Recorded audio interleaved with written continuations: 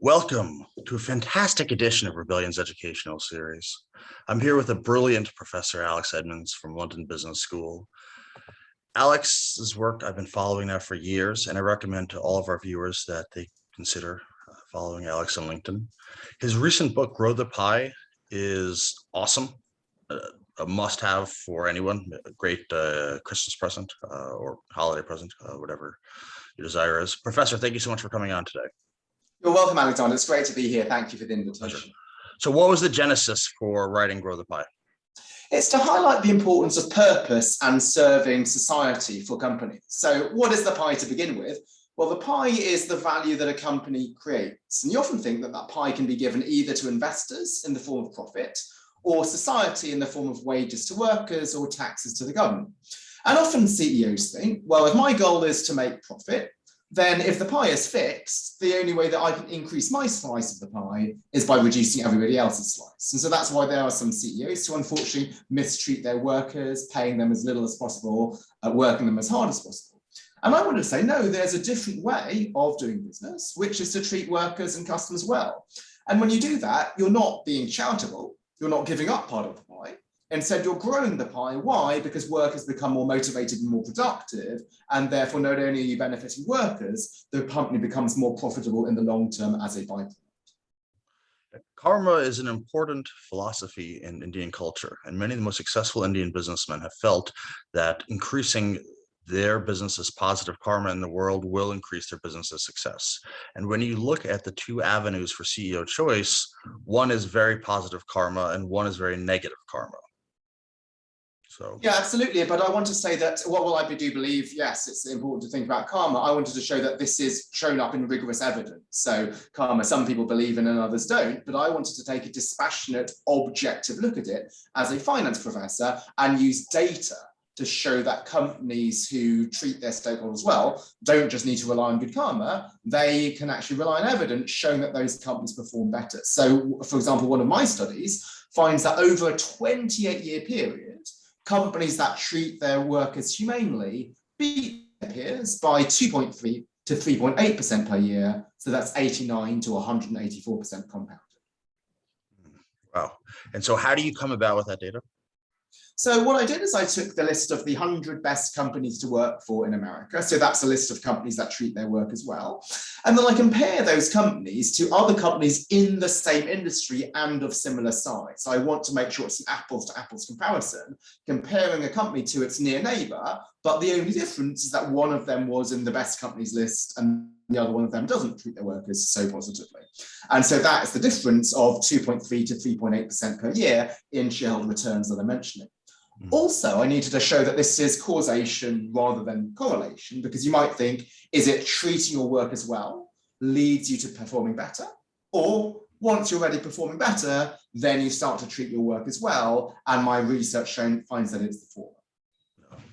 Causal learning, by the way, is a branch of artificial intelligence, which I'm getting very occupied with and has a lot more potential for future growth. So causality is very, very important. Now, is there a way to kind of take this list and go deeper, maybe? Could we use natural language processing to look at, start looking at the specific wage per company, per industry? And so if NVIDIA is paying 20% more than their semi competitors, will that then result in NVIDIA outperformance as specific as that? Or is it, have we not looked at that specific yet data? Yeah, so you can certainly use natural language processing, but I would use that not to look at wages, because I think you can look at things which are much deeper than just wages. Wages, you don't need NLP, you can just look up wages in an annual report. But what is really interesting is you can use natural language processing to find out what employees actually feel about their company. So there are people who've looked at this, who've used this for Glassdoor reviews on Glassdoor's website. There is an investor known as Sparkline Capital and their CIO, Kai Wu. He's used NLP to go in and analyze these and finds that this has got a lot of predictive power. And I think it's really important to go beyond just wages, because it can be that a company doesn't really care about their employees, but still pays them decent wages because that's important to tick a box. Wages are clearly important, but what we also want is a culture that makes employees feel valued, gives them meaningful work and skills development. And I think that's when NLP can be really useful to try to put some structure on the qualitative aspects of what it's like to work for a company. Well, what a great point. Glassdoor is definitely one of the first resources I go to when I want to learn about a company.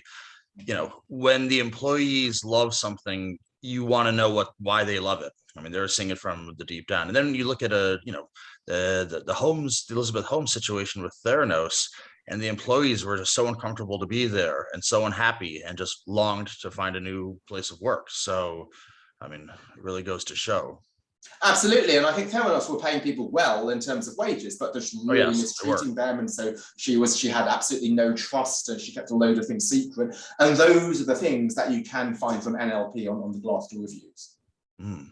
Wow, no, very interesting. So, what was your greatest challenge in writing the book?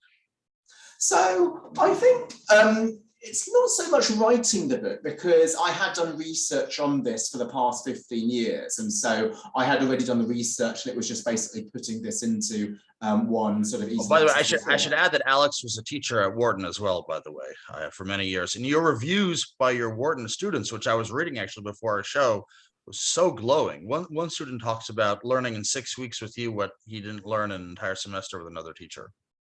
Well, it's really nice to have comments like that, and like why I really like teaching is explaining something complicated in simple, accessible language, and that's what I try to do with the book. I think the most challenge for me has been actually not writing the book, but afterwards marketing it, because purpose is something which is now a really popular topic, and so everybody wants to start writing about it, even without having done the 15 years of research. And so if you're somebody who writes a book about purpose, which just says some very basic stuff which people like to hear, which is purpose or is the only thing that matters, companies should just ignore profits and serve society, then that's something which will sell a lot. I want to be quite balanced and say, yes, it's important for companies to treat their work as well, but they do also need to be profitable, and they need to balance all of these competing demands. And I think that's more realistic, but I think it's much harder to advertise in 280 characters. So that's been the greatest challenge, is when you have something based on evidence and research, it will automatically be much more nuanced and shades of gray, but people do like to listen to black and white. So would you like Grow the Pie to be included in business school syllabi? Yes, I do, and it is included in many syllabi, which is really nice at the moment. So there are professors throughout the world who've asked me for the set of slides that I use, because they're teaching it in their courses. So I think it works in terms of a course, because there students are wanting to learn different perspectives and the pros and cons of responsible approach to business. I think what suffers more is for sort of the airport books or coffee table books, where actually what you might want is something not to inform, but to entertain, or maybe just to back up your prior view of the world rather than to challenge your view. Well, this is fantastic work, Professor, and I hope that our show helps shed the world with your knowledge and get this book sold more. So Alex, thank you so much for coming on. This was a great episode, and congratulations on your amazing press this morning as well, by the way. Thanks so much, Alexander. It's great to be here. Thank you so much again. Any parting words about the world or anything at all you'd like to add?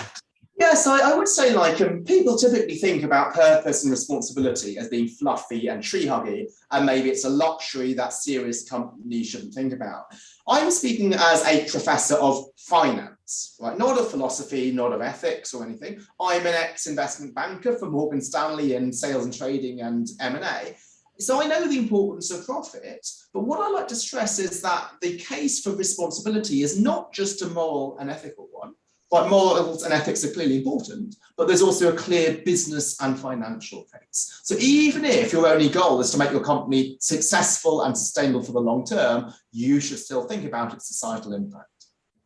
No, without a doubt, it's so essential, and I think it does definitely bring about profit beyond being a moral good. So Professor, thank you so much again for coming on, and I'm excited to keep learning from you and following you online. Thank you very much. Pleasure is all mine. Bye.